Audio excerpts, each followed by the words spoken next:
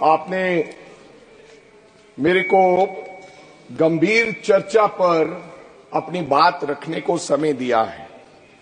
सबसे पहले तो मैं अपनी तरफ से उन भाइयों को श्रद्धांजलि अर्पित करना चाहता हूं जिन्होंने पहलगांव में अपनी जान दी,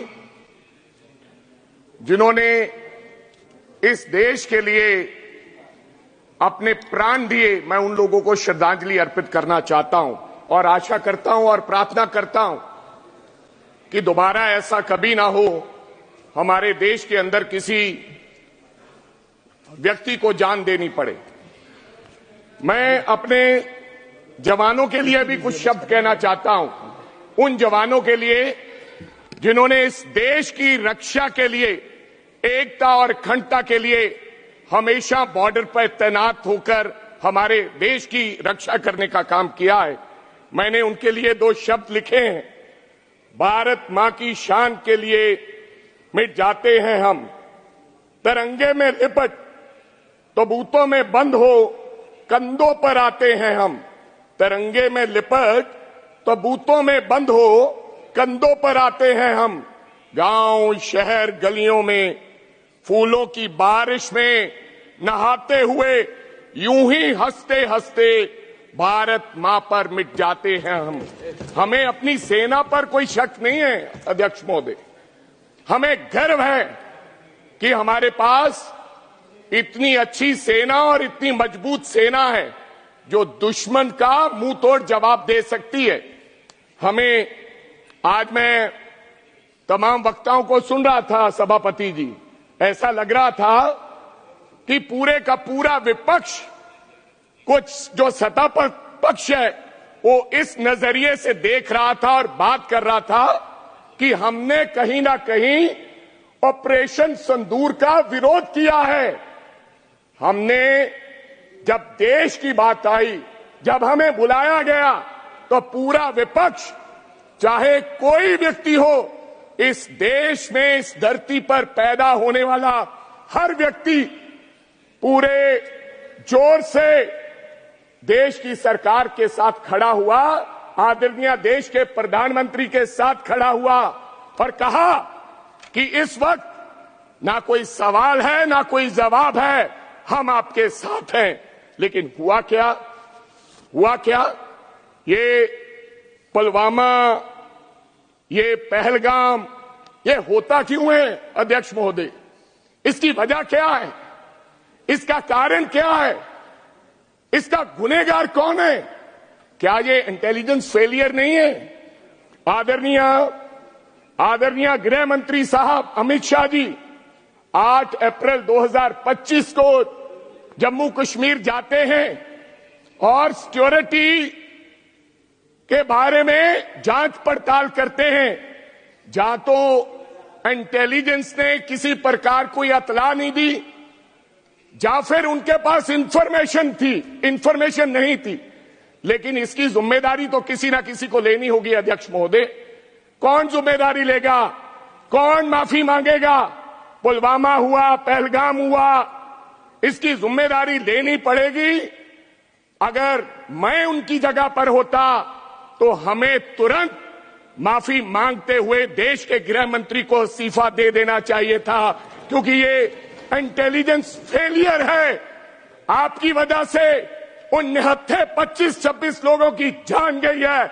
अगर आप 11 साल से इस देश की इंटेलिजेंस नहीं संभाल सकते, तो इस देश की 140 करोड़ की आबादी वाले देश को संभालने की आप में क्षमता नहीं है। मेरा सवाल आप पर है सीधा।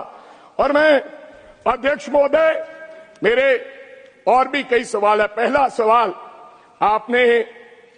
आपने 7 मई को डायरेक्शन दिया, आपने कहा कि हम पाकिस्तान के आतंकवादी ठिकानों पर हमला करेंगे। आप बार बार पूछते हैं कि आप ये क्यों पूछते हो कि पेन टूटा और पेंसिल टूटी?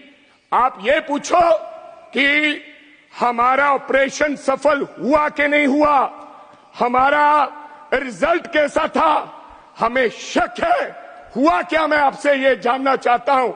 सरकार से जानना चाहता हूं, जब 7 मई को आपने पाकिस्तान को, आपके एक्सटर्नल अफेयर मिनिस्टर ने यह कह दिया कि हम आपके आतंकवादी ठिकानों पर हमला करने जा रहे हैं। एक तरफ तो आप कहते हैं कि पाकिस्तान टेररिस्ट की नर्सरी है, ये अभी आज कहा डिफेंस मिनिस्टर ने। इसके बावजूद जो देश पाकिस्तान दुश्मनों को पाल रहा है उनको आप अतला देते हैं। उन्होंने तो नहीं अतला दी कि हम पुलवामा करने वाले हैं, हम पहलगाम करने वाले हैं, उन्होंने तो नहीं बताया, लेकिन आपने उनको पहले बताया। तो आप क्या समझते हैं? आज देश के डिफेंस मिनिस्टर जी राजनाथ सिंह जी ने कहा कि हमने 100 से ज्यादा आतंकवादियों को मारा है, गिनती और बड़ी है, लेकिन 100 लोग मरे हैं। आपको लगता है कि पाकिस्तान ने उन आतंकवादी संगठनों को बताया नहीं होगा कि आज हमला होने वाला है? आप चले जाइए, बताया होगा, जरूर बताया होगा। तो आपने आगे क्या किया?